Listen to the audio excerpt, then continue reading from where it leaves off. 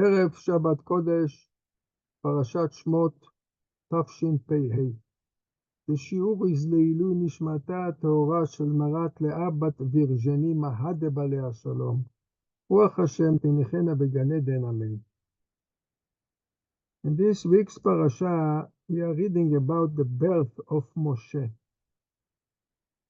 Yocheved gave birth to her son. She hid him 3 months. And then the pasuk says that she was no longer able to hide him. So she took for him a reed basket and smeared it with clay and tar. She placed the boy into it and placed it among the reeds at the bank of the river. His sister stationed herself at a distance to know what will be done with him. When we read this thing, there comes up a question that was asked already by the Al-Shich HaKadosh. To take this basket, to smear it with clay, with tar, this is a job for men. It's not a women's job. So the question is here, where is Amram? Where is the father? He should have done this, he should have prepared the basket for Moshe to put him in the Nile. Why he didn't do it? Explains the Al-Sheikh that Yocheved, she understood that to do such a thing, to put the basket in the Nile, to cause Moshe to survive, you need here a lot of siyata dishmaya. A lot of things can happen to the basket. The basket can turn over and the baby will fall. It can be found by one of the police and they will throw the baby to the Nile. And a lot of other things can happen. So says the Al-Sheikh, Yocheved thought of something clever. Yocheved was one of the midwives. Shifra uPuah. Explain Chazal, Shifra is Yocheved.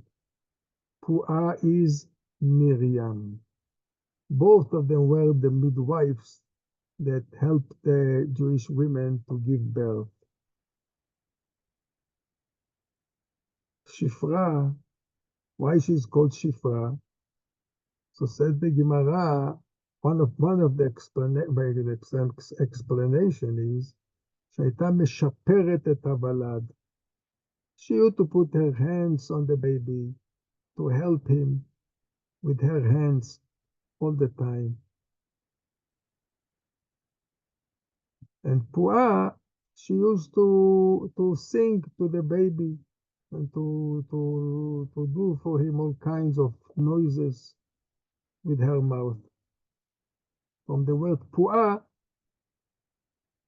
comes something that comes out from the mouth. Anyway, Yocheved is Shifra. She was the midwife that helped the babies when they were born. Said Yocheved to herself, these hands that helped so much to the babies,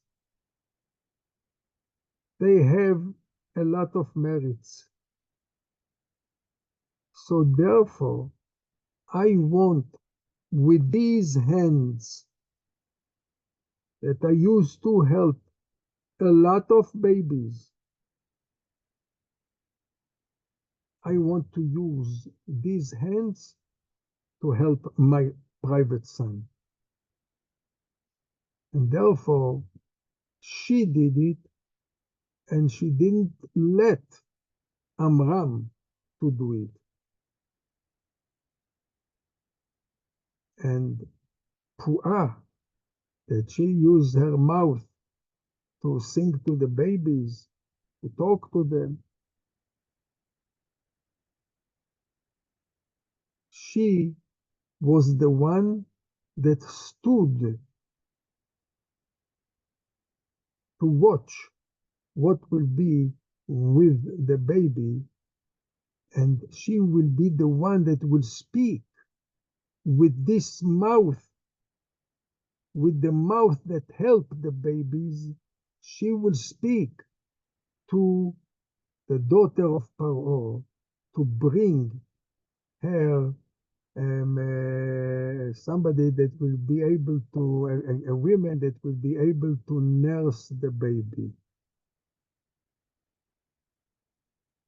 Therefore, Amram was not the one that prepared the basket, and he was not the one that stood to watch the basket. You see later on in the parasha that after Moshe grew, he came out and he saw an Egyptian hits a Jewish person.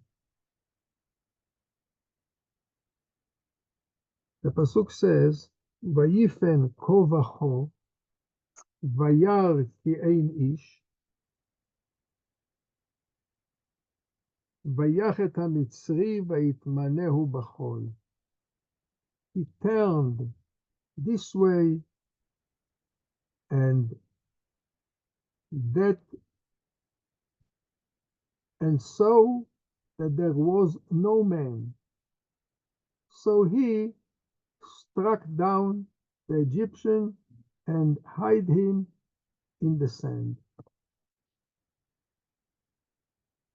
As we understand simply, Moshe, what did he do? He looked to this side, to the other side. He see no man is seeing him, and therefore he himself he hit him, he killed him.